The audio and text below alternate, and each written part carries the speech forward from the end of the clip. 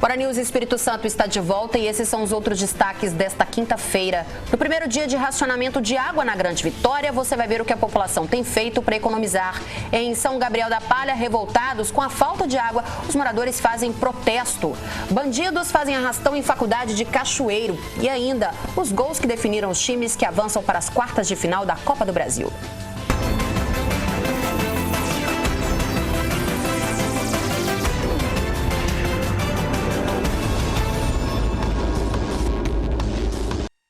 Começou hoje o racionamento de água em toda a Grande Vitória. Nós fomos à região de São Pedro, aqui na capital, ver como os moradores estão encarando o rodízio no abastecimento. Aqui na capital, a alternativa encontrada pela população foi reservar água para enfrentar o primeiro dia de racionamento. Há 2 meses, a dona Isabel, moradora do bairro São Pedro, instalou esta caixa d'água no quintal de casa. Para que a senhora comprou essa caixa? Para reserva de água, que eu sabia que ia faltar até água. Sempre está faltando mesmo. Sempre falta água aqui. E para economizar, até o banho é mais rápido. O banho é vapt-vupt.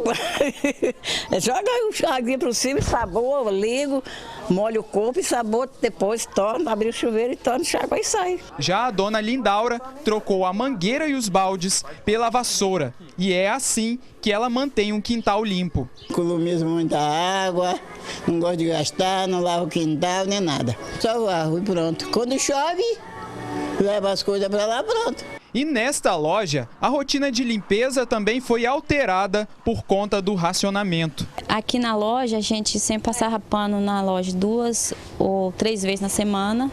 E agora a gente só passa só uma vez na semana. Ou então, por exemplo, era eu mais outra menina que passa, aí uma pessoa só que agora está passando para economizar água. Em vez de 2 baldes, 1 balde só por semana. E para economizar água vale de tudo mesmo, haja criatividade. Aqui neste salão, a alternativa encontrada foi estocar a água produzida por este aparelho de ar-condicionado. Ele gera 5 litros de água em 8 horas de funcionamento. E essa água é reutilizada. Essa água nós usamos para fazer a limpeza do salão, a higienização do chão, e na hora da lavagem do cabelo da cliente, nós estamos utilizando os produtos de boa qualidade, que a gente usa pouco e aí não há necessidade de tanta água para enxágue. Parece que os capixabas estão entendendo que o momento é mesmo de economia.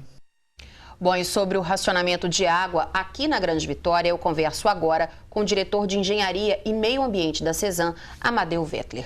Amadeu, boa noite, obrigado pela sua presença. Boa noite, Adriana. Como nós vimos aí na reportagem do Luiz, muita gente estocando água. Essa não é a recomendação. Não, não é. A água não deve ser estocada por razões de saúde até. A água pode ocorrer uma contaminação e levar em risco a família. O que a gente recomenda é, de fato, reduzir o consumo, né, para aquelas famílias que, por acaso, não têm o reservatório, não têm a caixa d'água, aí a norma brasileira estabelece que tem que ter a caixa d'água. Aí a gente recomenda que a pessoa realmente adquira a caixa d'água e, dentro das normas técnicas, instale a caixa d'água para ter a reservação de 24 horas.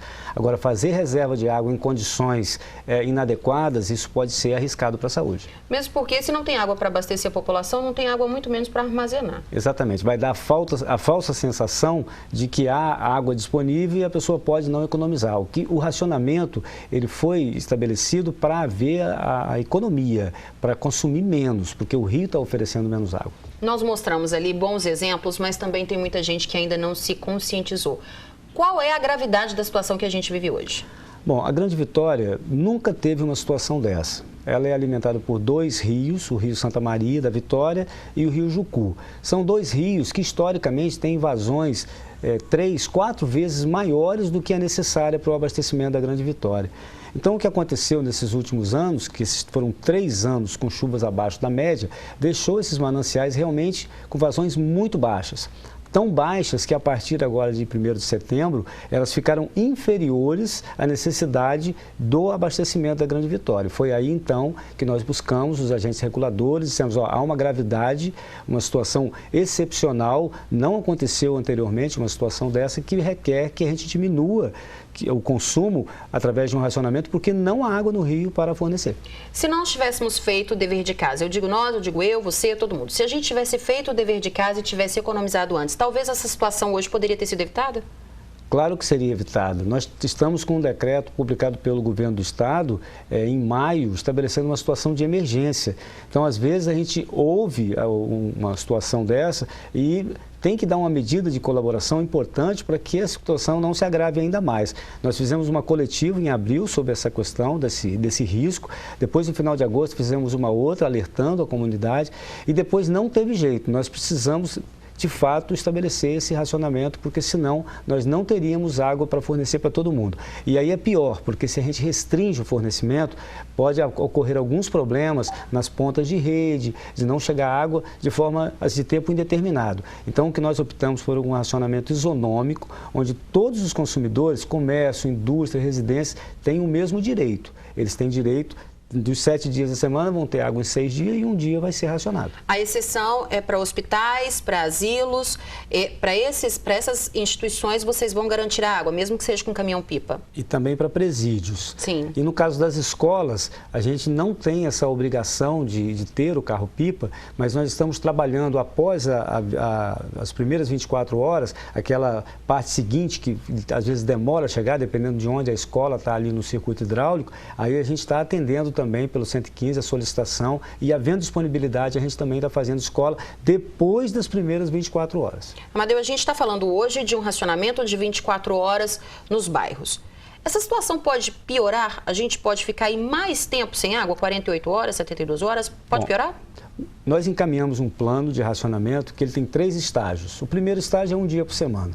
O segundo estágio são 2 dias por semana e chega um terceiro com 3 dias por semana. Nós não queremos chegar a essa situação.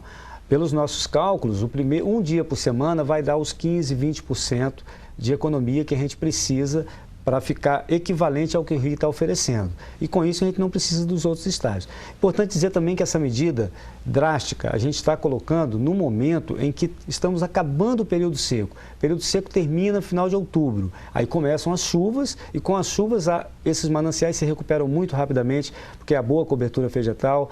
Chovendo nas montanhas capixabas, esses rios se recuperam e a nossa intenção e nós esperamos que esse racionamento não se agrave. Pelo contrário, a gente espera assim, que dar a boa notícia de acabar com esse racionamento. Mas para isso a gente precisa esperar um pouco mais até que chova. Mas também não adianta acabar o racionamento e nós continuarmos com os mesmos hábitos que a gente tinha antes, porque senão o problema no ano que vem vai se repetir. Exatamente. Os hábitos, a água é um bem de todos, ele é vital. As pessoas não vivem sem água. Então a gente tem que olhar a água como um recurso que hoje, nessa nova condição climática que a gente está vivendo, um recurso escasso. Então, nós precisamos de ter o uso da água com parcimônia. Temos que tomar um banho menor, temos que fechar o chuveiro para se ensaboar, temos que fazer reuso da água que está em casa. Então, não há razão para desperdiçar água, porque o desperdício de água prejudica todos os cidadãos, não prejudica só quem está pagando mais pela água, que eventualmente não está trazendo benefício para ela. Além de pagar mais, ela está prejudicando aos outros. Então, a nossa recomendação é sempre pelo uso racional da água. Isso é bom para o meio ambiente, isso é bom para a conta d'água, isso é bom para a comunidade como um todo. Tá certo, gostaria de agradecer a sua presença aqui no Hora News. Fica aí o alerta para todo mundo. Gente, vamos economizar, a situação é séria, a situação é grave. Cada um precisa fazer a sua parte. Você que está aí na sua casa, faça a sua parte. Eu vou fazer a minha, eu tenho certeza que o senhor já está fazendo a sua. Claro. É todo mundo se unir. Exatamente. Muito obrigada. Obrigado, Adriana. Boa noite. Boa noite. Bom, e o rodízio no abastecimento de água aqui na Grande Vitória é o tema da nossa enquete da semana. Você está preparado para o racionamento de água? Sim ou não? Vote, participe. O nosso site é o simnoticias.com.br.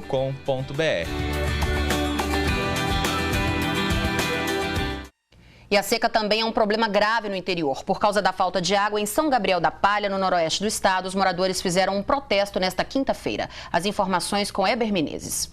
Boa noite, Adriana. O dia aqui foi de protestos pela falta de água.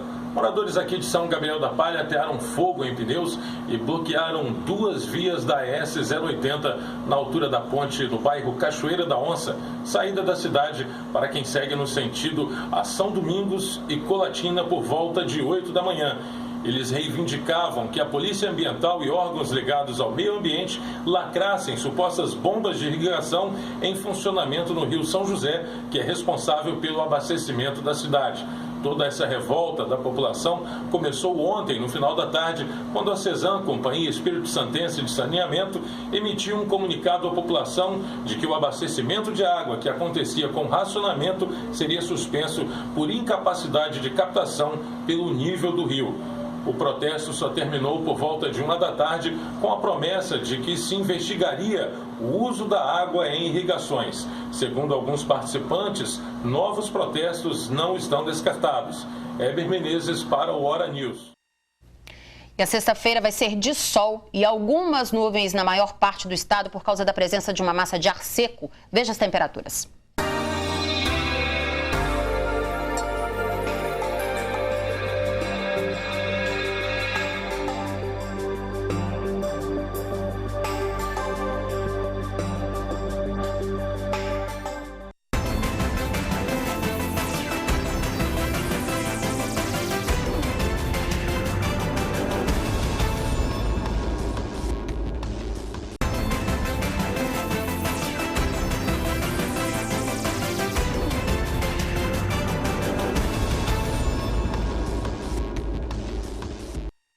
O incêndio na mata localizada entre os bairros Fradinhos e Cruzamento aqui em Vitória acontece neste momento.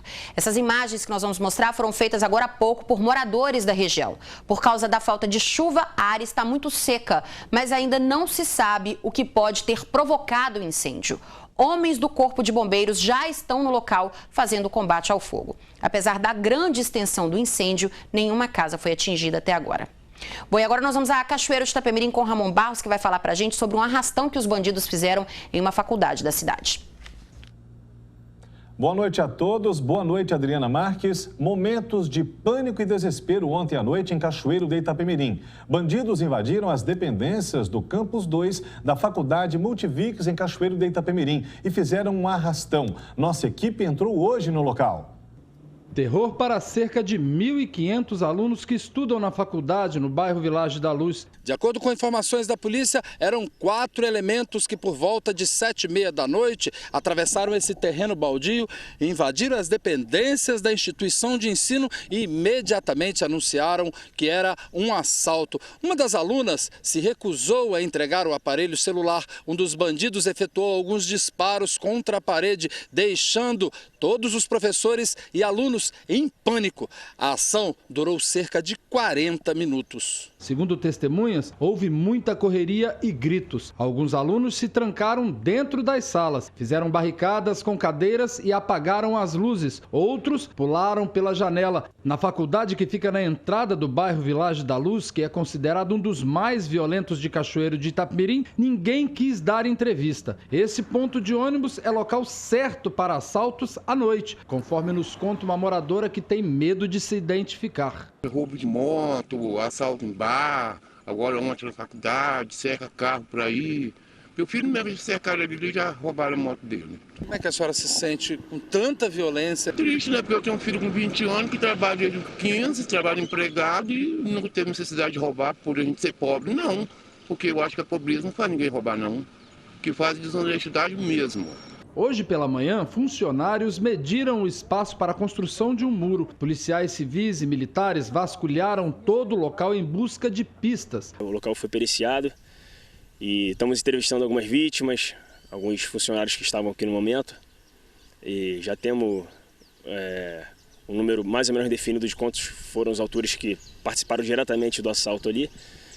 E estamos fazendo o caminho que supostamente eles teriam percorrido aqui ao redor da faculdade, né? Objetivando identificá-los. E a gente até pede o apoio da população através do 181, que é o nosso canal aí que a pessoa não é identificada. E qualquer informação que tenha que possa nos auxiliar a identificar a autoria, a gente conta com isso, que com certeza vai ser muito útil para a nossa investigação. De Cachoeiro, voltamos à Vitória com você, Adriana. Uma boa noite e até amanhã. Obrigada, Ramon. Boa noite e até amanhã. O Grupo de Atuação Especial de Combate ao Crime Organizado prendeu hoje em Soretama o candidato a prefeito Edson Isidoro. Ele foi autuado por posse e porte ilegal de arma. O candidato a prefeito de Sooretama pelo PDT, Edson Isidoro, foi preso no início da manhã desta quinta-feira em sua residência. A ação foi comandada pelo Grupo de Atuação Especial e Repressão ao Crime Organizado do Ministério Público e pelas polícias militar e civil em cumprimento de mandado de prisão, busca e apreensão. Ao adentrar a residência, ele falou que tinha uma arma registrada, com registro que essa arma foi encontrada, e no local que estava a arma tinha uma caneta revólver, objeto que a lei, artigo 16, fala que é uma arma simulada. Então, através dessa caneta, o delegado não pôde arbitrar a fiança, então veio para o juiz. Então, estamos agora no fórum aguardando decisão judicial para que possa botar em liberdade. Edson Isidoro já responde por um processo que segue em segredo de justiça.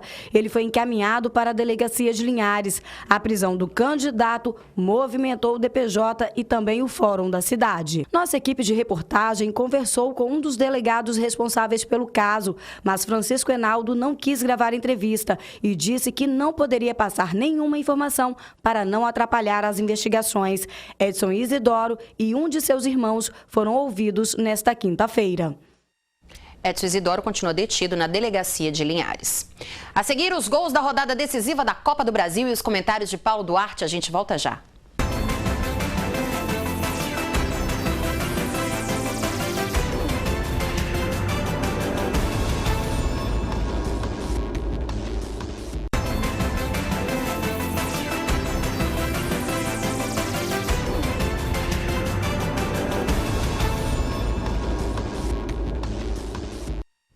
A rodada de ontem da Copa do Brasil definiu 6 dos 8 times que avançam para as quartas de final. Os gols quem mostra pra gente é o Paulo Duarte. Alô, minha gente, amiga do esporte, aquele abraço. Copa do Brasil numa rodada emocionante e muita bronca com relação à arbitragem. Os clubes cariocas não foram bem nesta rodada, mas de qualquer maneira a bronca está muito grande com relação aos árbitros da Confederação Brasileira de Futebol. O Cruzeiro, com placar mínimo, conseguiu garantir a sua classificação diante do Botafogo do Rio. Olha aí. O time carioca bem que tentou, mas tendo que fazer no mínimo 4 gols, ficou difícil. O Cruzeiro marcou após a cobrança de escanteio. Bruno subiu e fez. Cruzeiro 1-0. O outro Botafogo da Paraíba venceu a equipe do Palmeiras com a equipe mista, mas não deu, ficou no meio do caminho. Veja aí. O gol do Alvinegro da Paraíba veio no segundo tempo. Cruzamento na área e Gustavo de primeira mandou. A bola ainda bateu em um jogador do próprio Botafogo e entrou. Final, Palmeiras se classificando mesmo perdendo por 1-0. Em São Paulo, no Moisés Lucarelli, a Ponte Preta construiu todo um esquema, mas acabou tropeçando no Galo Mineiro. O primeiro da Ponte veio de um passe errado no meio do campo do Galo e no contra-ataque Roger fez. Ponte Preta 1-0. O segundo veio de uma jogada pela direita e Felipe Azevedo fez um golaço. A reação do Atlético Mineiro começou em ataque pelo meio. Lucas Prato não perdoou e fez. O empate aconteceu aos 40 minutos do segundo tempo. Cruzamento na área da Ponte, rebote e lá estava ele. Robinho decretou a classificação do Atlético Mineiro, 2-2. Em São Januário, uma grita total com relação à arbitragem, posições aí do Eurico Miranda, que não permitiu ficasse a equipe do Santos fazendo aquecimento dentro do gramado e no final, o Vasco da Gama também ficou pelo caminho.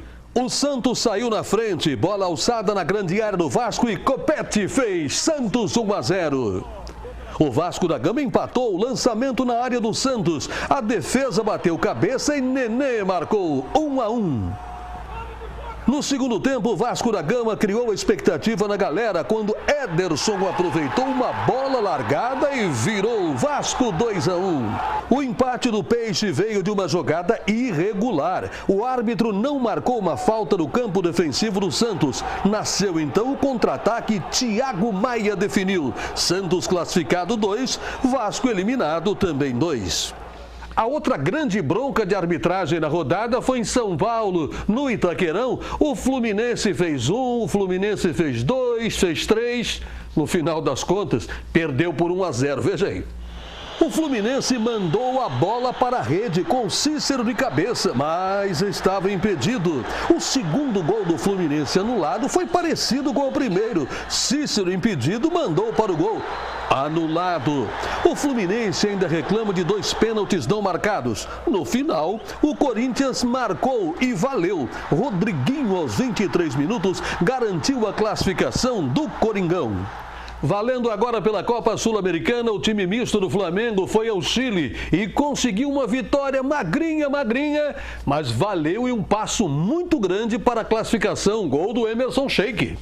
O Flamengo venceu no Chile. Emerson Sheik, que estava sem marcar desde março e há 3 meses sem jogar, saiu do banco e aproveitou a chance. Fez 1-0. O Flamengo joga por um empate quarta-feira no Kleber Andrade, no jogo de volta diante do Palestino do Chile.